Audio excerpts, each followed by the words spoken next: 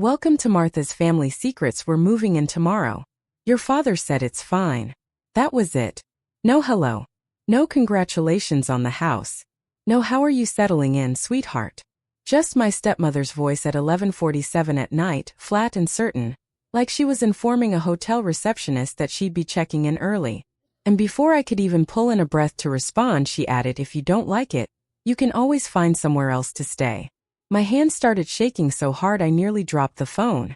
My throat tightened. My eyes burned. But I did not cry. I did not scream. I did not say a single word that I would later regret. I smiled.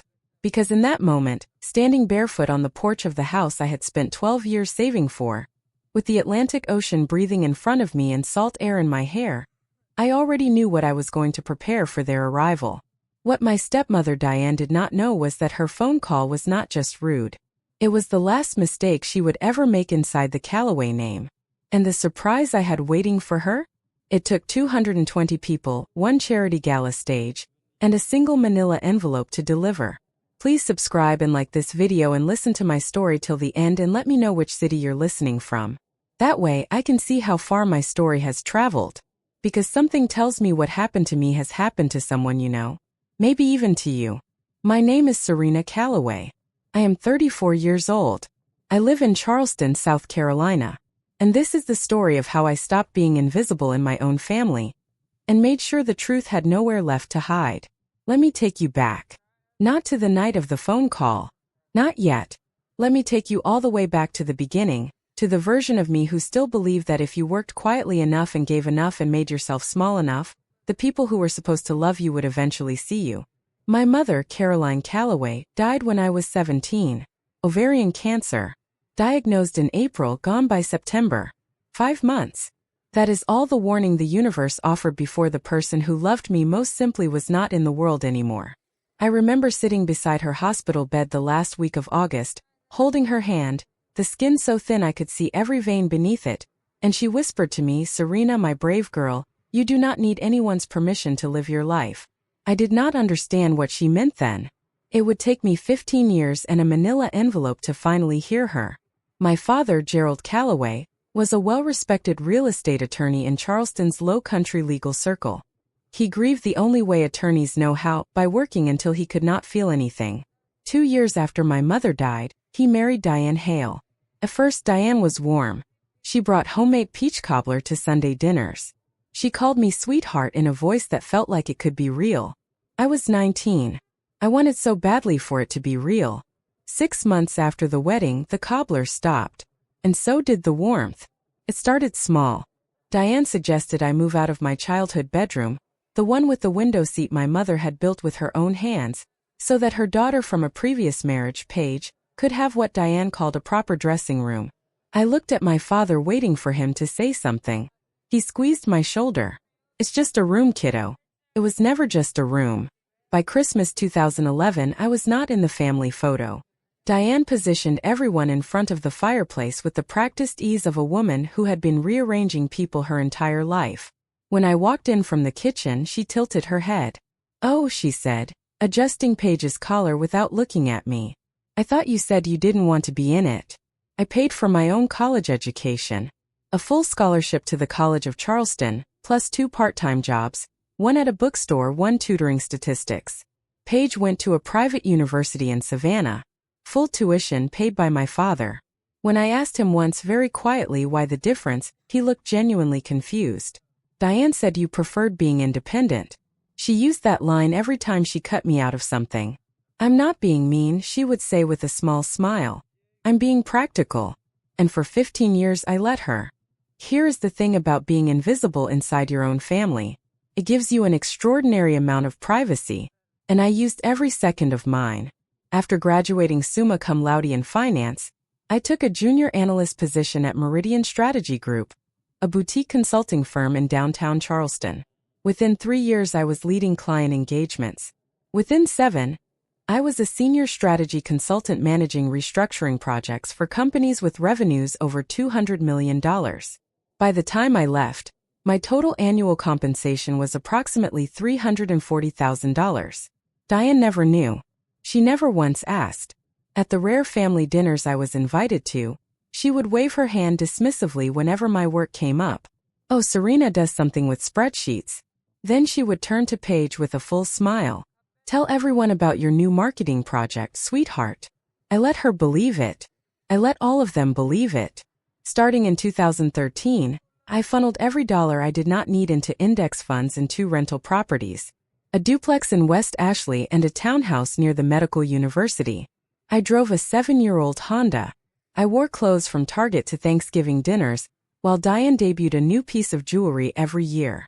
By March of last year, my net worth sat at approximately $5.2 million. Not one person in my family had any idea.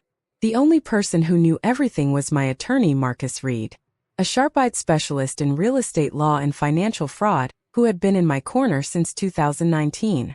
And it was Marcus who, in July of last year, flagged something strange while reviewing my father's property records. "There's a transfer deed for the Mount Pleasant house," he told me. "Gerald's signature looks off. I'm saving a notarized copy just in case." I thanked him. I filed it away in the back of my mind. I was not ready to fight. Not yet. Then came February. My body made the decision my mind had been postponing for years. I stopped sleeping. Not the kind where you scroll your phone at 2 in the morning and blame the blue light. I mean, I would lie in the dark staring at the ceiling fan for entire nights. My chest so tight it felt like someone was standing on it. My doctor sat me down after blood work showed cortisol levels she described as alarming. She told me to take at least 6 months off. No negotiations. I submitted my resignation on February 28th. My managing partner shook my hand and said, "The door is always open when you're ready, Serena." I walked out carrying a single box, and for the first time in a decade, I did not know what came next. Then I remembered my mother. She used to talk about a little house by the ocean. Nothing fancy. Just somewhere with a porch and the sound of waves. She said she would buy it when she retired. She never retired. I found the listing on a Thursday afternoon. Sullivan's Island. 20 minutes from Charleston. 6 bedrooms. Whitewashed cedar siding. A wraparound porch facing the Atlantic. 4,200 square feet. Listed at $4.8 million. I called Marcus. I called my mortgage broker. I put down 20% on March 5th and closed on March 21st. I moved in on a Saturday. That first night I sat on the porch with a glass of wine and listened to waves break against the shore. And for the first time in longer than I could measure, I felt like I belonged somewhere. I did not tell anyone in my family. But Paige saw an Instagram story from a mutual friend who had tagged Sullivan's Island and recognized me in the background. She told Diane. And that night my phone rang. 11:47 p.m. Diane's name glowing on my screen. Something about that first night in the house, the wine, the waves, the foolish feeling that maybe things could be different, made me pick up. "Paige told me about your little beach house," she said. No hello. No congratulations. Just that clipped organizing tone she used when rearranging furniture or rearranging people. "Your father and I need a change of scenery. The city has been exhausting. We're moving in tomorrow. Your dad said it's fine." I was silent for 5 full seconds. She filled them. "The master bedroom, obviously. Paige will take the room with the ocean view. You can have the one in the back. It's small, but you're used to small."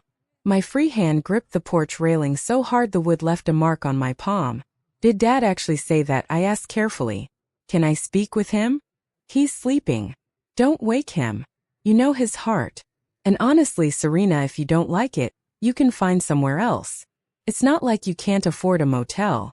And then I heard myself say, "Sure, Diane. I will prepare everything for your arrival." She hung up without saying goodbye. She never said goodbye. I sat in the dark for 20 minutes staring at the ocean I could hear but could not see. Then I called my father. It was 12:15 in the morning. He picked up on the second ring. Wide awake. "Sweetheart," he said. "I didn't say any of that. Victoria told me you invited us down for the weekend." And that was the click. The same kind Marcus must have felt 8 months earlier staring at a signature that did not match. If Diane could forge my father's words to my face, forging his name on a piece of paper was nothing. I did not sleep that night. But for the first time in 15 years, the wakefulness was not from sadness. It was from clarity. Before I go any further, I need to ask you something. Have you ever watched someone walk into a room you built and immediately start rearranging the furniture like it was always theirs? Have you ever been the one who paid for everything and still somehow ended up in the smallest room? Drop a yes in the comments if you know exactly what that feels like. And keep listening, because what I found in those bank statements the next morning is something no spreadsheet in my consulting career ever prepared me for. At 7 the next morning, I called Marcus Reed and asked him to send me the notarized copy of the Mount Pleasant transfer deed, the one with the signature that looked off. He did not ask why. He had known me long enough to recognize the shift in my voice. By 9:30, the documents arrived in my encrypted email. A scanned copy of a transfer deed dated April 12th of the previous year, conveying my father's family home in Mount Pleasant, assessed at $1.2 million, to an entity called Hale Premier Properties LLC. I had never heard of it. I pulled up the South Carolina Secretary of State's Business Registry. Hale Premier Properties LLC. Registered November 2022. Sole member, Diane R. Hale. No other officers. No other names. Then I did what 12 years of consulting had trained me to do without thinking. I compared signatures. I laid Gerald Calloway's name from the transfer deed beside his authentic signatures on his will, his medical power of attorney, and a birthday card he had sent me in 2023. The differences were immediate. The capital G in Gerald was missing its distinctive loop. The pen pressure was uneven, heavy at the start and light at the finish, the hallmark of someone drawing a shape rather than writing a name. Marcus confirmed what I already knew by 10 o'clock. This isn't sloppy, he said. This is a simulated forgery, but we need a certified forensic examiner to make it hold in court. He recommended a woman named Patricia Sloan, a document examiner accredited by the American Board of Forensic Document Examiners with testimony in over 40 federal cases. If Patricia said the signature was forged, no court in South Carolina would argue. There's something else, Marcus said. I found 3 withdrawals from Gerald's retirement account totaling $380,000, routed to an account at Coastal Heritage Bank under the name D. Hale. We'll need a subpoena for the full statements. I stared at the screen. This was not family drama anymore. This was a felony. They arrived the following morning. 2 black SUVs packed to the roofline with luggage, decorative pillows, and what appeared to be an entire matching set of monogrammed bath towels. Diane stepped out first, designer sunglasses pushed into her platinum hair, scanning my property the way a buyer surveys a foreclosure. Not bad, she said. For a starter home. A starter home. 4,200 square feet. $4.8 million. She walked straight to the master bedroom as if she had already memorized the floor plan. Within an hour, my clothes were in a pile in the hallway, and her garment bags were hanging in my closet. Paige claimed the room with the ocean view. I was directed to the smallest room on the first floor, the one originally designed as a linen storage space. In my own house, my father trailed behind them carrying a single duffel bag, looking like a man who had been loaded into the wrong car. He caught my eye in the hallway and mouthed, "I'm sorry." I shook my head slightly. Not yet. That evening, Diane invited 3 couples from her social circle for dinner on no notice. With groceries I had bought, she toured them through every room with her hand sweeping across the open kitchen like a game show host. Gerald wanted a beach house, she told them, beaming. So I made it happen. Not one person at that table knew I owned the house. Not one person asked. I washed the dishes. I smiled. I refilled wine glasses. And at 9:47, my phone vibrated on the kitchen counter with an email from Marcus. Patricia Sloan had completed her preliminary examination. Her finding was clear. The signature on the Mount Pleasant deed was highly likely to be a simulated forgery. I dried the last dish, set it on the shelf, went to my tiny room. At 11, when the house was quiet, a second email arrived. The subject line read, "Call me first thing tomorrow. This is bigger than we thought." I did not sleep that night either.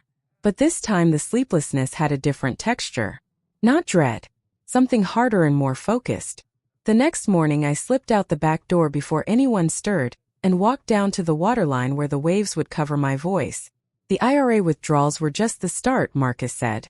She opened a supplementary credit card under Gerald's name, his social security number, his credit history. Current balance $47,000. Charges include a luxury spa retreat, designer handbags, first-class flights. None of which Gerald has any record of authorizing. I closed my eyes. The ocean roared in front of me. And there is a third account, he continued. A savings account titled D. Hale Trust at the same bank. Balance $215,000. All of it transferred from their joint household checking account. Each withdrawal categorized as household expenses. I did the math standing there with salt water soaking through my sneakers. The Mount Pleasant house $1.2 million. The retirement account $380,000. The credit card $47,000. The trust account $215,000. Total approximately $1.842 million. Stripped from my father without his knowledge while he recovered from a mild heart attack and trusted his wife to manage the household. That same afternoon, Patricia Sloan filed her official forensic report. Her conclusion was unambiguous. The signature on the April 12 transfer deed was a simulated forgery, assessed at the highest probability level the discipline recognizes. We're looking at forgery in the first degree and exploitation of a vulnerable adult, Marcus said. Both felonies under South Carolina Code. What do you want to do? If I report it now, Diane gets arrested. My father gets blindsided. The entire city knows by dinner. And if there is another way. Marcus paused. The Low Country Bar Association's annual charity gala is June 14th. Diane is being honored. Philanthropist of the Year. If any of that stolen money flowed into her foundation, the award is built on fraud. He let the implication hang. You want to end this in a police station, he said carefully, or on the stage she built for herself? I knew the answer before he finished the question. 84 days. That was what I had between March 23rd and June 14th. I broke the plan into 3 phases. Phase 1, March through April. Build the evidence file into something that could withstand scrutiny from a judge, a journalist, or a room full of attorneys. Phase 2, May. Protect my father. Transfer oversight of his finances to an independent fiduciary. Prepare him for what was coming. Phase 3, the first 2 weeks of June. Coordinate the reveal at the one event Diane cared about more than anything on earth. I also knew I needed one more person. Someone whose credibility Diane could not dismiss, and whose platform could outlast a single evening. I called Della Fairchild. Della was 52, a senior editor at the Charleston Society Review, the magazine that chronicled every gala, fundraiser, and garden party in low country high society. More importantly, she had been my mother's college roommate, one of the last people to sit beside her in hospice. When I told her what I had found, the line went quiet for a long time. Then Della said, I have had doubts about Diane for years. She donates big but never lets anyone see the books. Every time I tried to pitch an audit story, my publisher killed it. Too many advertisers in her circle. Della agreed to attend the gala as a credentialed member of the press. If the evidence held, she would publish a full investigative piece. 85,000 readers among the low country elite. One condition, she said. Every document gets verified independently before I write a single word. I wouldn't have it any other way. I want to pause here for a moment because I need you to understand what living in that house was like during those 84 days. Imagine keeping a secret that could change everything, a secret this large, while the person you are building the case against is sleeping in your bed, hosting parties on your porch, and asking you to pay the decorator's invoice with a sticky note that says take care of this. It took everything I had. Keep listening. Because April is when Diane almost caught me. And what she was planning behind my back was worse than I had imagined. When I told her what I had found, the line went quiet for a long time. Then Della said, I have had doubts about Diane for years. She donates big but never lets anyone see the books. Every time I tried to pitch an audit story, my publisher killed it. Too many advertisers in her circle. Della agreed to attend the gala as a credentialed member of the press. If the evidence held, she would publish a full investigative piece. 85,000 readers among the low country elite. One condition, she said. Every document gets verified independently before I write a single word. I wouldn't have it any other way. I want to pause here for a moment because I need you to understand what living in that house was like during those 84 days. Imagine keeping a secret that could change everything, a secret this large, while the person you are building the case against is sleeping in your bed, hosting parties on your porch, and asking you to pay the decorator's invoice with a sticky note that says take care of this. It took everything I had. Keep listening. Because April is when Diane almost caught me. And what she was planning behind my back was worse than I had imagined. April settled into the beach house and so did Diane. She changed the locks on the my master bedroom, without telling me. She hired a decorator to redo the living room in what she called coastal chic. New throw pillows, a driftwood coffee table, a $6,000 linen sectional. The invoice for $12,000 arrived in my mailbox with a sticky note. Serena, take care of this. Love, D. I paid it. I needed her comfortable. I needed her careless. Every Friday she hosted what she called sunset socials. 5 or 6 couples from her Charleston circle, drinking my wine on my porch while Diane narrated her life as though she had built it from scratch. I overheard her tell a woman in a cashmere wrap, Serena is going through a phase. She quit her little job, she's living off savings. We're here to keep an eye on her, really? The woman glanced at me with what I can only describe as generous pity. I refilled her glass and smiled so warmly she probably thought I hadn't heard. My father pulled me aside one evening in the kitchen. Are you okay, sweetheart? Diane says you've been stressed. That you're not handling the career change well. I'm fine, Dad. Better than fine. He studied my face but didn't push. Gerald Calloway had spent 63 years trusting the wrong people to tell him the truth about the people he loved. Then came the afternoon that changed everything. Diane was at a spa appointment. I walked into the kitchen and saw her iPad on the counter. Browser still open. I almost walked past it.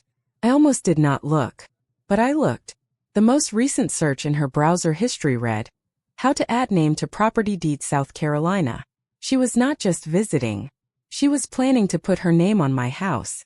She had been waiting for the gala, waiting for her trophy, and then she was going to move on my home the same way she had moved on my father's. My hands were so steady when I screenshot it that I surprised myself. I emailed it to Marcus before I even set the iPad back down. That evening he called. Subpoena's been approved, he said. Bank statements in 2 weeks. He hesitated. But Serena, there may be another account we have not seen yet. The Coastal Heritage bank statements arrived in Marcus's office on the first Monday of May, sealed in a courier envelope. He called me at noon. I sat in my car in the Sullivan's Island public parking lot, the only place I could be certain Diane would not overhear. The D. Hale account matches what we expected, he said. The retirement withdrawals. The credit card. But there's the third account too, the D. Hale Trust.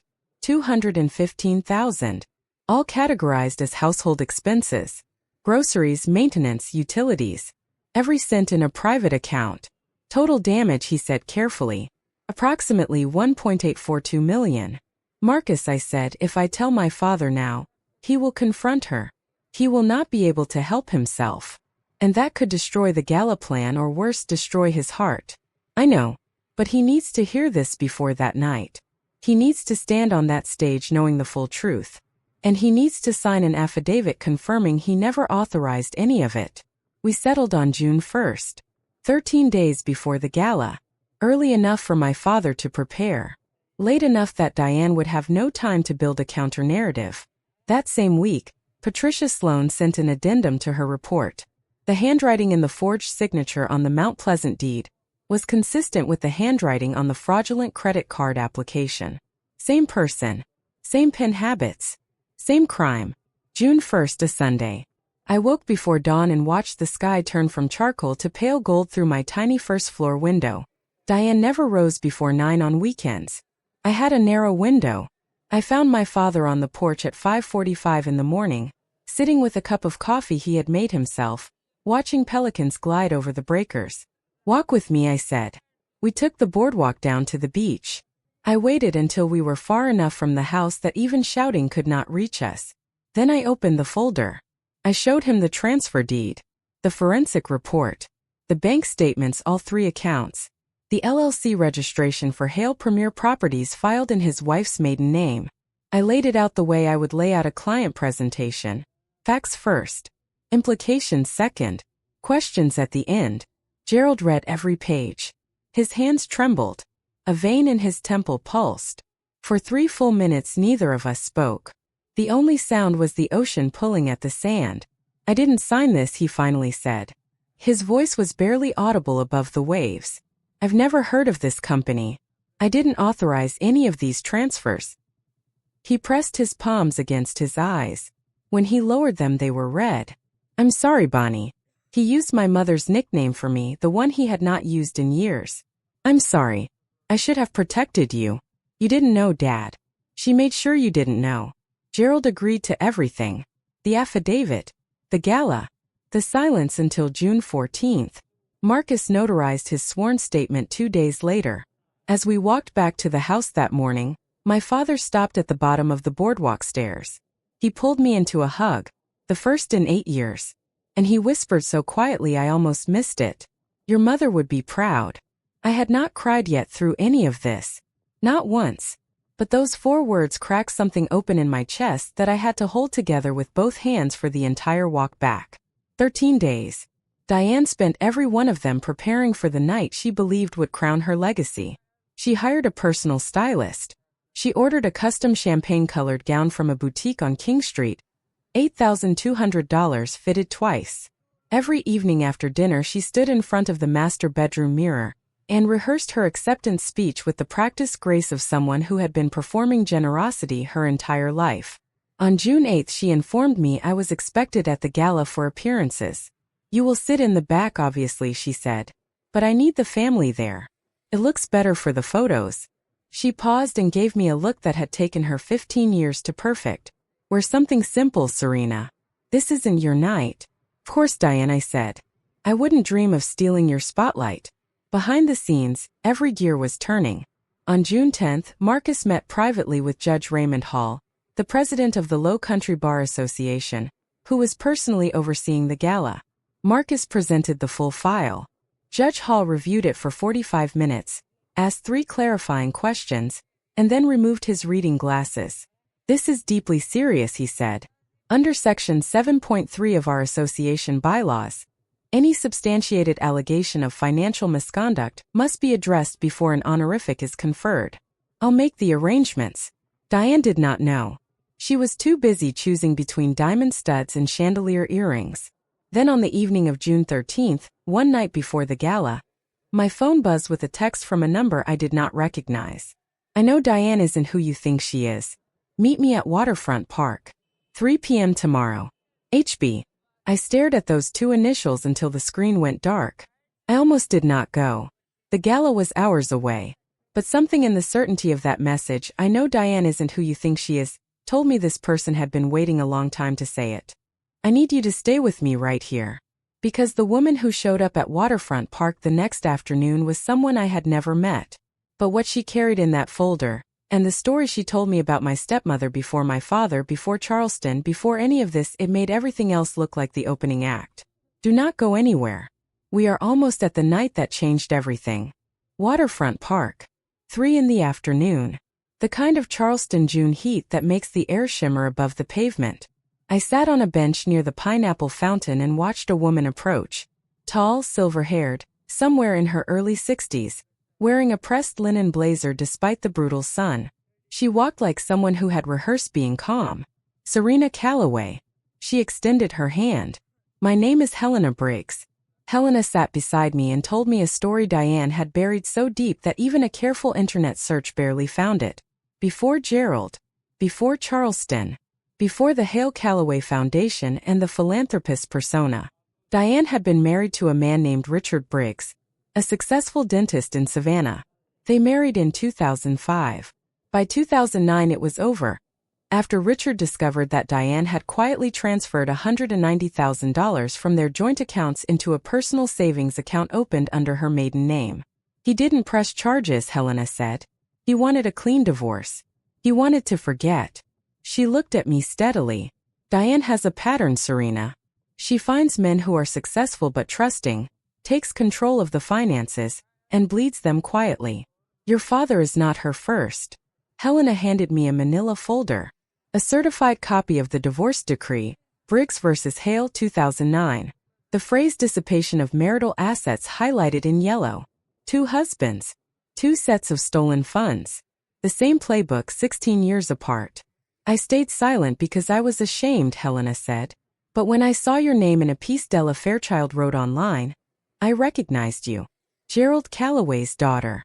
And I thought, not again. Not while I can still do something about it. I thanked her and called Marcus before I even reached my car. That night settled over the beach house like a held breath. Diane was in the master bedroom rehearsing her speech one last time. Through the door I could hear the cadence of her voice rising and falling. Grateful. Humble. Rehearsed to perfection. In the next room, Paige was arranging jewelry, holding earrings to her reflection, completely unaware that by tomorrow night, every piece of the life her mother had built would be scattered across a ballroom floor. My father knocked on my door at 10. His face was drawn but his eyes were steady. The eyes of a man who had finally stopped looking away. He held a small wooden box. Walnut with a tarnished brass clasp. I found this, he said quietly, in the locked drawer of Diane's nightstand. She was at the spa this afternoon. I was looking for my reading glasses. I wasn't looking for this. He opened the box. Inside were 2 handwritten pages folded once, the paper yellowed at the edges. My mother's handwriting. I knew it instantly. The looping lowercase y. The way she crossed her T's with a slight upward slant, as if every word was reaching for something better. The letter was dated 3 days before she died. Serena, my brave girl. You don't need anyone's permission to live your life. You are enough. You have always been enough. Don't ever let anyone make you doubt that. Victoria had kept this letter hidden for 17 years. My mother's last words to me, sealed in a wooden box locked in a drawer, in the bedroom of the woman who had spent a decade and a half telling me I was nothing. My father and I sat together in my small room and we cried. We did not speak. We did not need to. The waves outside the window were louder than anything either of us could have said. When I could breathe again, I folded the letter carefully and placed it in my purse. The one I would carry tomorrow. I won't let her down, Dad. Before I turned off the light, I passed the hallway leading to the porch. Diane's silhouette was framed against the moonlit ocean. Phone pressed to her ear, voice low. I stopped. Don't worry, she said. After the gala, I'll have them transfer the deed. She won't even notice until it's done. She was talking about my house. And she was planning to take it the moment her trophy was in hand. I went to bed. I set my alarm for 6. And for the first time in 84 days I slept soundly. June 14, 2025. The grand ballroom of the Belmont Charleston Place was the kind of room designed to make ordinary people feel extraordinary. Crystal chandeliers the size of small cars. Floor-to-ceiling windows draped in ivory silk. Round tables set with bone china and sterling flatware, anchored by white peony centerpieces and flickering votives. 220 guests. Attorneys. Circuit court judges. State legislators. Nonprofit founders. Real estate developers. And the social columnists who chronicled their every handshake. Black tie. Impeccable manners. In a room like this, reputation was not just currency. It was oxygen. Diane moved through the crowd as though the evening had been choreographed around her. She kissed cheeks. She clasped hands. She leaned in close to whisper things that made powerful people laugh. At one point I watched her rest her palm on Judge Hall's forearm and say with the kind of sincerity that only a lifetime of practice can produce, I am so humbled by this honor, Raymond. Truly. She sat at table 1. The VIP position directly before the stage. My father was beside her. His posture rigid. His water glass untouched. He had not looked at Diane since they arrived. She had not noticed. I was at table 18. Near the service entrance. The table Diane had assigned me. Marcus sat to my left, briefcase beneath his chair. At table 12 I could see Helena Briggs, silver hair, linen blazer, watching the room with the patience of someone who had waited 16 years for this particular evening.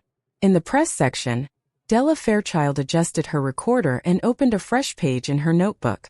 At 8:30 the MC tapped the microphone. Ladies and gentlemen, before we move to the evening's awards presentation, the association has a brief announcement. Diane straightened in her chair. She smoothed her gown. She produced the camera-ready smile she had been rehearsing in mirrors for weeks. Then Judge Raymond Hall rose from his seat, walked to the podium and spoke. Ladies and gentlemen, I regret to inform you that we have received information requiring our attention before we proceed this evening. 220 pairs of eyes turned to the stage. Diane's smile did not falter. Not yet. but I saw her fingers tighten around her napkin. Under Section 7.3 of the Low Country Bar Association's bylaws, any substantiated allegation of financial misconduct involving a nominee must be addressed before an award of honor is conferred. This evening we have received a formally documented complaint supported by forensic evidence, sworn testimony, and independently verified financial records. He paused. The complaint was filed by a member of the nominee's own family. A murmur moved through the room like a current. The quiet, involuntary sound of 220 people recalibrating simultaneously. Diane was on her feet before Judge Hall finished. "This is absurd," she said. Her voice pitched between outrage and bewilderment. The voice of a woman who had spent decades controlling rooms. "Raymond, who filed this? This is a charity event, not a courtroom." Judge Hall looked directly at me. "Miss Serena Calloway, you have been invited to present your evidence." Heads turned. Victoria's eyes found me at table 18, the back of the room, exactly where she had put me. And for one long suspended second, we looked at each other across 17 tables, 220 witnesses, and 15 years of silence. I stood. I picked up the manila envelope. And I walked. 17 tables. Each step deliberate. Each step audible on the polished hardwood. I could feel the weight of every gaze in the room. The rustle of evening gowns as women turned. The clink of a water glass set down by someone who forgot they were holding it. Diane's voice cracked the silence like a struck match. "Gerald, do something. She is trying to ruin me." My father sat with his hands folded on the table. He did not look at his wife. He did not move. I stepped onto the stage. 220 faces stared up at me. The chandelier light was warm and merciless. I set the envelope on the podium, leaned into the microphone, and took one long, slow breath. "I didn't come here to destroy anyone," I said. "I came here because the truth couldn't wait one more day." I opened the envelope. On April 12th of last year, a transfer deed was filed in Charleston County conveying ownership of the Calloway family home in Mount Pleasant, assessed at $1.2 million, to a limited liability company called Hale Premier Properties. I held up the deed. The projection screen behind me lit with a high-resolution scan. "This signature is not my father's." The next slide, a side-by-side comparison. The deed signature on the left, Gerald's authentic signature on the right, pulled from his will, his medical power of attorney, and his notarized affidavit signed on June 3rd. The differences were visible from the back of the room.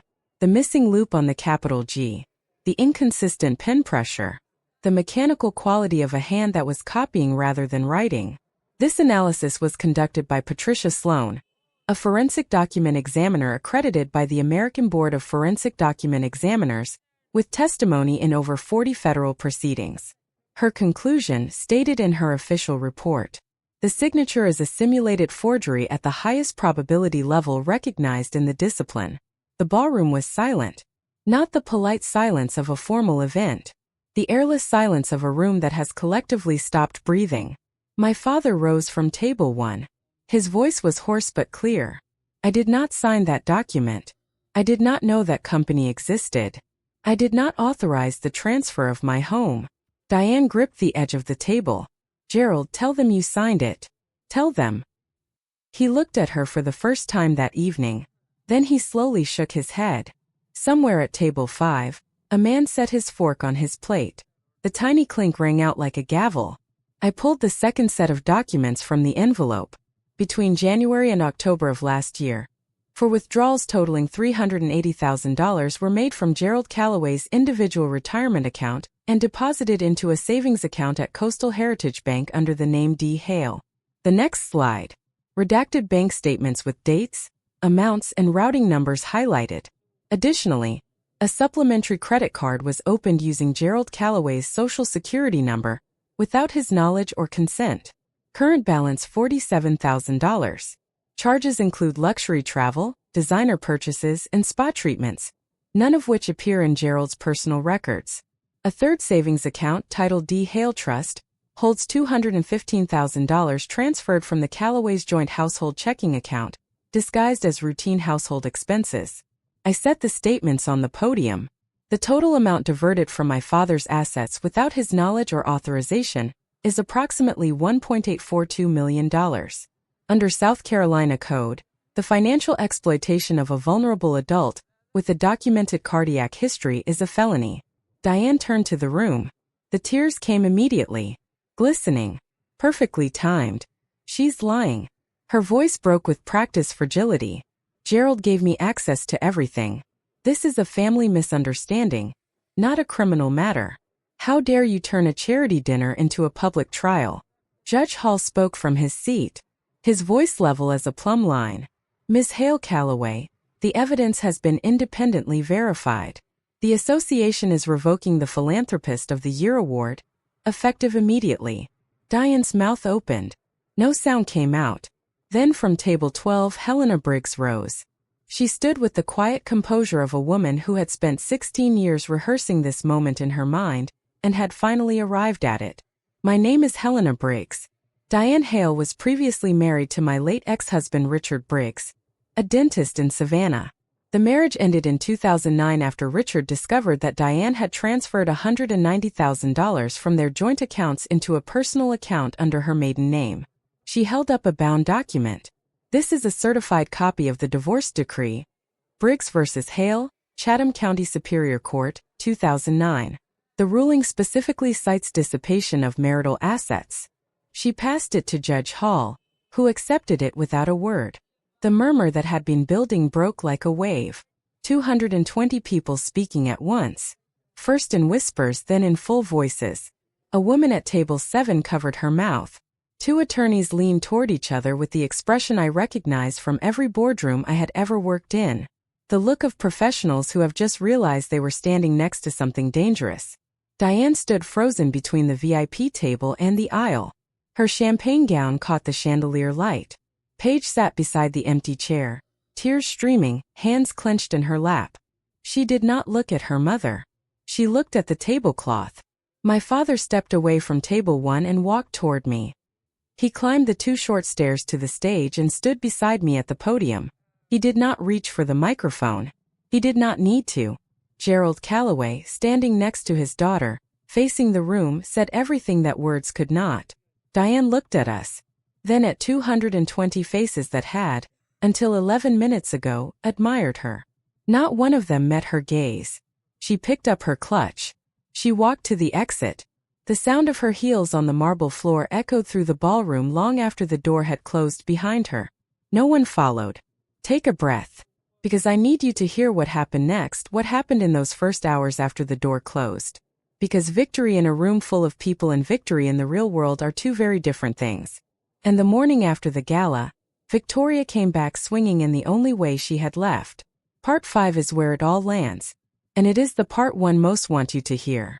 By 9 o'clock the following morning, a local tabloid site published a headline that made my stomach drop. Local philanthropist claims stepdaughter orchestrated public humiliation at charity gala. The article was built almost entirely on Diane's interview. Tears. Trembling voice. The full performance. She called me troubled. She called the gala reveal a vindictive ambush by a jealous stepdaughter who never accepted her. She said my father was confused and manipulated. The comments section split immediately, and a disturbing number of people believed her. That poor woman was blindsided. No family business should be aired in public. Serena Calloway should be ashamed of herself. I sat at the kitchen counter reading those words and felt a familiar ache, the people-pleasing instinct reaching up from somewhere deep, whispering that maybe I had gone too far. Maybe I should have handled it privately. Maybe I owed someone an apology. I called Marcus. He did not let me finish my sentence. Do not respond, he said. Do not post. Do not call anyone. Della's piece goes live tonight. The facts will do the work.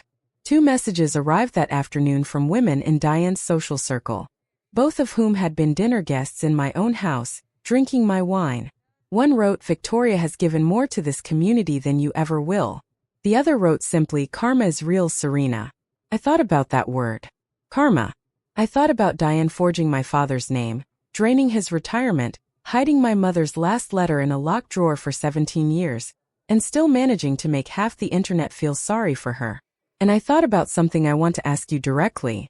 Tell me in the comments. And if you've dealt with something similar, share your story. You're not alone. Subscribe for more stories about standing your ground and reclaiming your life. Because that afternoon, sitting alone in the smallest room of the house I had built myself, I needed someone to tell me I was not crazy. I needed to know this had happened to someone else and they had survived it. Then at 6 o'clock, my phone lit up with a push notification. Breaking. Full evidence of financial fraud by Diane Calloway. Sources confirmed. Charleston Society Review. Della had kept her word. The article was 3,200 words of surgical journalism. No speculation. No adjectives. Just evidence stacked like bricks. The forged deed beside Patricia Sloane's forensic analysis. The bank statements with routing numbers redacted but amounts and account names intact. Judge Hall quoted on the record. The evidence presented was sufficient to warrant immediate revocation of the award and referral to appropriate authorities. A full timeline of Diane's financial activity from 2022 through the present. And beside it, the Briggs divorce decree laid down like a mirror. The headline alone said everything. The philanthropist who stole. Inside Diane Calloway's double life. Within 12 hours, the article hit 127,000 views. 4,800 shares. The top-rated comment from a reader in Columbia read, "This woman had a pattern. Gerald Calloway is lucky his daughter saved him." The tabloid that had run Diane's teary interview that morning published a retraction by midnight. The Low Country Bar Association released a formal statement the following morning. The 2025 Philanthropist of the Year award has been permanently rescinded. The Hale Calloway Foundation's partnership status has been suspended pending a comprehensive financial audit. Within 48 hours, 3 of the foundation's largest corporate sponsors withdrew their pledges. Combined value, $420,000. On Monday, June 16, my father walked into the Charleston County Family Court at 9:15 in the morning wearing a navy suit and the expression of a man who had just woken up from a very long and disorienting sleep. He filed for divorce on the grounds of fraud upon the marriage and dissipation of marital assets. 14 pages prepared by Marcus over the preceding 2 weeks. That same afternoon, Marcus drove to the Charleston County Sheriff's Office and filed a formal criminal complaint. Forgery in the first degree. Exploitation of a vulnerable adult. Identity fraud for the unauthorized credit card. Each one a felony. Each one carrying potential prison time measured in years. By Wednesday, Diane had hired a defense attorney whose first call to Marcus was a settlement proposal. Return the money, close the accounts, drop the charges, everyone walks away quietly. I did not need 30 seconds to answer. No settlement, I said. My father is entitled to the full protection of the law. Not a handshake in a conference room. Paige called me that Thursday. Her second call since the gala. Her voice was calmer this time. Quieter. Can we talk, she asked. Not as enemies. I never thought of you as my enemy, Paige. But you need to decide where you stand. I cannot do that for you. She was quiet for a long time. I know, she said finally. By early July, the Low Country Bar Association's emergency audit of the foundation uncovered what Marcus had suspected from the beginning. The rot went deeper than the personal accounts. $85,000 in charitable donations had been quietly reclassified through a series of internal transfers and redirected toward Diane's personal expenses. Event planning invoices that matched catering receipts from her private dinner parties. Administrative costs that aligned exactly with her monthly spa membership. A $10,000 consulting fee paid to Hale Premier Properties LLC, the same shell company used to steal my father's house. The revised total, $1.92 million. On that same day, the Charleston County Grand Jury returned a formal indictment. For felony counts. Forgery in the first degree. Exploitation of a vulnerable adult. Identity fraud. Misappropriation of charitable funds. Diane surrendered at the county courthouse, posted $75,000 bail, and was released with a GPS ankle monitor and a court order prohibiting contact with Gerald Calloway. 200 feet. No exceptions. The Post and Courier, South Carolina's largest daily newspaper, picked up the story. Conservative estimates placed the combined readership at over 500,000. In the first week of July, I sat down with my father on the porch of the beach house. The same porch, the same chairs, but nothing else was the same. Dad, I said, I love you. I need you to hear that first because what I'm about to say might not sound like love, but it is. He nodded. He was listening. Really listening. I'm not going back to being the version of me that made everyone comfortable. I spent 15 years being the quiet one, the accommodating one, the daughter who never complained because she didn't want to make trouble. That is over. If we're going to have a real relationship, it has to be built on honesty. You tell me the truth. I tell you the truth. And neither of us lets anyone else rewrite the story. His eyes glistened, but he did not look away. I'm going to start seeing a therapist, he said. I need to understand how I let this happen. How I let someone stand between me and my own daughter for 15 years without seeing it. That is all I'm asking. That evening I wrote an email to Paige. I kept it short and clear. I don't hate you. I never did. But I need you to understand that what your mother did was criminal. Not a misunderstanding. Not a family squabble. If you want to build something real between us, it starts with acknowledging that. I'm not asking you to choose sides. I'm asking you to choose honesty. 3 weeks later, a letter arrived. 3 handwritten pages in a cream-colored envelope with no return address. I recognized Paige's handwriting immediately. She still dotted her eyes with tiny circles the way she had when she was 14, and we had briefly, before Diane made closeness between us unacceptable, been something like friends. She wrote, I watched her treat you like you didn't exist. I watched her take your bedroom, your holidays, your place in family photos. I watched her call you the leftover at a dinner party, and I laughed along because it was easier than defending you. I was comfortable and comfort made me complicit. I'm not writing to ask for forgiveness. I haven't earned that. I'm writing because you deserve to hear someone in this family say I saw it. It was wrong. And I did nothing. She had also included something I had not expected. Confession. Diane had told Paige years ago that I had received a large inheritance from my mother and refused to share it with the family. That's why she doesn't come to holidays. She thinks she's better than us. It was completely fabricated. My mother left no money. She left a letter. And even that had been stolen. I wrote back. I appreciate your courage, Paige. Let's start slow. We met at a coffee shop on King Street at the end of July. We talked for 3 hours. It was not comfortable. It was not polished. But it was the most honest conversation I had ever had with anyone who shared my name. December 2025. 6 months after the night of the gala.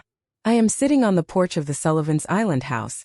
The same spot where this story began, with a glass of wine and a phone call at 11:47 at night. The waves sound the same. The salt air tastes the same. But I am not the same woman who sat here in March. My father lives in the guest cottage now, 50 steps from the main house. He finalized his divorce in October. The settlement restored every recoverable dollar to his accounts. He sees his therapist every Thursday. His cardiologist says his numbers are better than they have been in 3 years. Last Tuesday he made dinner for the 2 of us. The first time he had cooked since my mother was alive. It was terrible. Every bite. I ate it all. I founded Beckett Advisory Group, a solo strategic consulting practice on East Bay Street. Revenue in the first quarter exceeded my projections by 14%. My first 3 clients included Douglas Rennick, the litigation partner who had pressed his card into my palm at the gala and said, "You presented that more clearly than half the attorneys I've hired in 20 years. Paige visits the island once a month. We are not close. Not yet. But we are honest. And that is worth more than close." Diane's trial is scheduled for March. For felony counts. I do not think about it as much as I used to. Every morning I open my mother's letter. Every morning I sit on this porch and watch the Atlantic stretch toward the horizon. And every morning I know something I did not know a year ago. I am here because I chose to be. Not because someone permitted it. Not because I earned the right by silence. Not because I shrank small enough that no one felt threatened by how much space I was taking. Because I am enough. I always was. My mother knew it 3 days before she died. She wrote it down and sealed it in an envelope and left it for me. And even though it spent 17 years locked in a drawer in a room in a house that tried to erase me, it found its way to my hands on the night before the moment I needed it most. If you stayed until the very end of this story, thank you. From the bottom of my heart, thank you. This was never about revenge. It was about the moment you stop shrinking so that someone else can feel tall.